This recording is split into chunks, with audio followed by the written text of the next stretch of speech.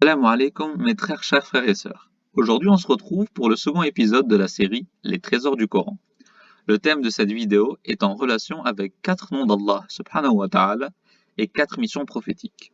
Pour cela, nous allons étudier les 2 premiers versets de la sourate Al-Jumu'ah. Commençons par lire le premier verset cité. Bismillah ar-Rahman ar-Rahim. يسبح لله ما في السماوات وما في الأرض الملك القدوس العزيز الحكيم. Une traduction approximative du sens pourrait être: ce qui est dans les cieux et ce qui est sur la terre glorifie Allah, le souverain, le pur, le puissant, le sage. Il est intéressant de noter que la sourate Al-Jumu'ah fait partie des sourates dites Al-Musabbihat, qui sont des sourates du Coran qui débutent avec la glorification d'Allah subhanahu wa ta'ala. Les Musabbihat font référence aux 5 sourates suivantes: Al-Hadid, Al-Hashr, Saf, Al-Jumu'ah et Al-Taghabun. Certains savants incluent également la sourate Al-Isra et Al-A'la. Ainsi, ces sourates commencent par des mots tels que Subhana, Sabbaha ou Yusabbihu. Selon un hadith rapporté par Abu Daoud et At-Tirmidhi, le prophète sallallahu alayhi wa sallam avait pour habitude de réciter les Musabbihat avant d'aller dormir et aurait dit qu'il y a un verset dans ces dernières qui est meilleur que 1000 versets. Revenons au nom d'Allah subhanahu wa ta'ala qui sont cités dans ce verset. On retrouve en premier lieu Al-Malik, qui veut dire le souverain, le roi, celui qui contrôle et qui dirige. Ensuite, on retrouve Al-Quddus, qui veut dire l'infiniment saint. Vient alors Al-Aziz, qui signifie le tout-puissant, le glorieux. Enfin, Al-Hakim, qui veut dire l'infiniment sage. Maintenant, lisons le verset suivant. Bismillah ar-Rahman ar-Rahim. هو الذي بعث في الأميين رسولا منهم يتلو عليهم آياته ويزكيهم ويعلمهم الكتاب والحكمة وإن كانوا من قبل لفي ضلال مبين.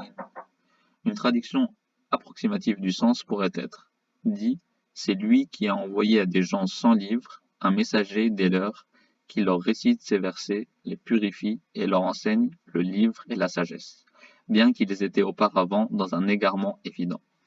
En effet, le prophète Mohammed sallallahu alayhi wa sallam a été envoyé par Allah subhanahu wa ta'ala au sein des Quraysh, pour de nombreuses raisons, notamment pour transmettre et réciter le Coran, purifier les cœurs, enseigner la loi et enfin enseigner la sagesse. Ce qui est magnifique et spectaculaire dans l'étude de ces 2 versets, c'est de remarquer le parallélisme entre les 4 noms divins et les 4 missions prophétiques. Tout d'abord, c'est avec la récitation du Coran que le prophète sallallahu alayhi wa sallam aide les humains à mieux connaître leur maître, le roi Allah subhanahu wa ta'ala. Le Coran est une des preuves qui atteste de la royauté suprême d'Allah subhanahu wa ta'ala, et ainsi la première mission prophétique qui est Yatlu alayhim ayatihi est directement rattachée au nom Al-Malik.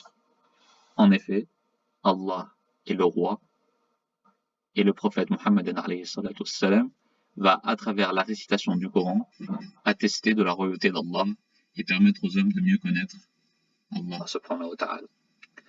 Ensuite, on retrouve la deuxième mission prophétique, wa yuzakkihim, la mission qui est de purifier les cœurs des hommes.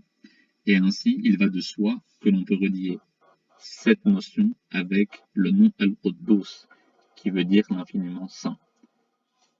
Et ainsi, le prophète sallallahu alayhi wa sallam doit purifier les cœurs et va rapprocher les hommes du pur par excellence, de l'infiniment saint. Enfin, on trouve وَيُعَلِّمْهُمُ الْكِتَابَ وَالْحِكْمَةَ, et on peut diviser cette dernière phrase en 2 parties. Et donc la première partie, c'est la mission du prophète qui est de transmettre le Coran, la loi, et quoi de mieux que de transmettre les lois de celui qui dirige, celui qui établit les lois par excellence, Al-Aziz. Et ainsi on voit clairement le lien entre la mission prophétique de transmettre la loi et le juge suprême, le roi, celui qui établit les lois, le Tout-Puissant. Enfin, le prophète sallallahu alayhi wa sallam doit transmettre la sagesse, et ainsi on peut clairement relier cela avec le nom d'Allah, Al-Hakim, le sage, par excellence l'infiniment sage.